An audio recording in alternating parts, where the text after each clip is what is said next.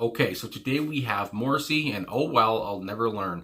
So I like the title right off the bat. But yeah, this song is only 2 minutes long. I guess it was one of the B-sides from Suede Head, which obviously is one of Morrissey's best-known solo singles. And anyway, we're gonna get into this one, talk about it after. And like I said, only 2 minutes, so let's get in for another Morrissey Friday. I do have a couple of new friends here, but anyway, we're gonna keep going. And yeah, let's go. Not self-conscious at all. Let's go. Looking up at the sun. Oh, voice crack. Said, please keep away.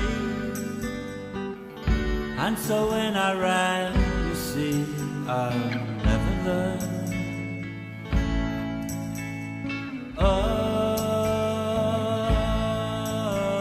never learn. I'll never learn.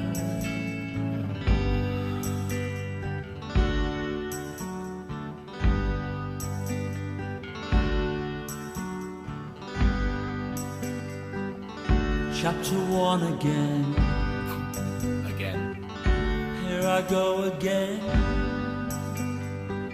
I found the fountain of youth and I fell in. How could I ever win?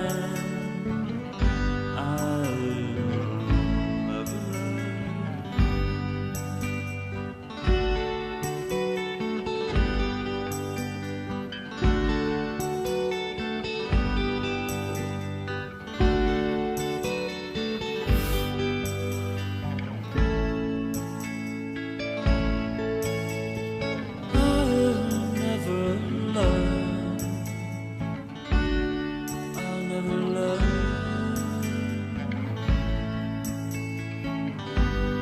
Why should I mind?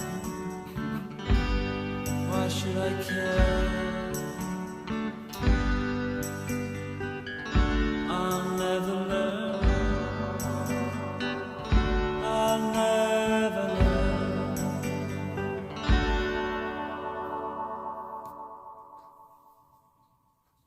Okay, 2 minutes does really just fly by. So Oh Well, I'll Never Learn from the man himself, Morrissey. And here again, talking about how this was a B-side for Suede Head. Sometimes a lot of people's B-sides can be fillers. And I have found with Morrissey that a lot of his these kind of B-sides. They're good enough to be, on, a single maybe. And here again, it's just like, it's, I guess, it's only 2 minutes long, whatever. But I mean, the music is so smooth, and the tambourine, obviously, the finger plucking guitar, from Vinnie Riley, I want to say. And again, everything I've heard with Vinnie Riley on a Morrissey track, I've really enjoyed. I really just enjoy Vinnie's style, I guess. I don't know. And I have had people comment about that as well, that they love Vinnie Riley too, and that I should react to stuff that Vinnie has done as well. But anyway, that comes to mind too.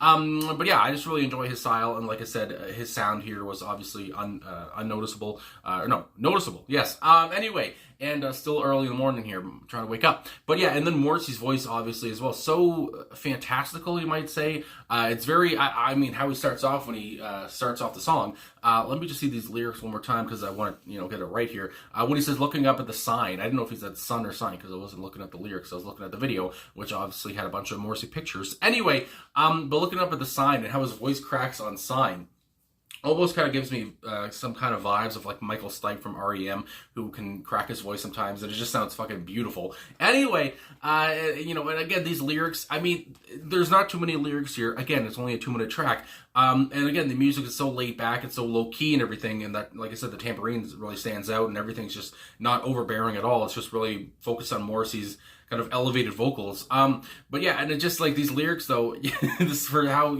thin they may be or whatever.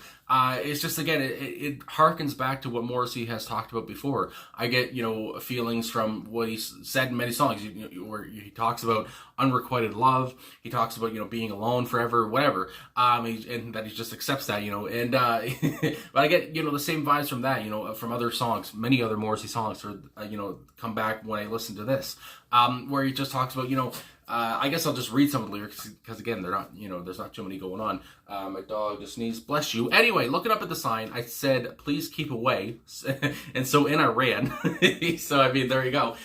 You see, I'll never learn. Oh, I'll never learn. I'll never learn. And then I liked here how he would go on to say, chapter 1 again, here I go again. And of course, I think of White Snake, here I go again on my own. And maybe that could work as well, because Morrissey seems to be, talking about how he's always on his own, basically. Anyway, but when he's, chapter 1 again, I feel like the again there is very important, because again, it seems like I'm starting over again. Here we are again at chapter 1. And again, that just returns to other Morrissey songs I've heard. It really fits in with his style, obviously. That's typical Moz right there. Anyway, here I go again. I found a fountain of youth. Wouldn't we all like to find that, I think? Anyway, and I fell in. How could I ever win? And again, it's just like he's found this fountain of youth, but at the same time, he's kind of like, he doesn't seem very excited about it. Anyway, then you go on, I'll never learn, I'll never learn. Why should I mind? Why should I care? I'll never learn, I'll never learn. And it seems like, again, here it's just like, does he want to learn?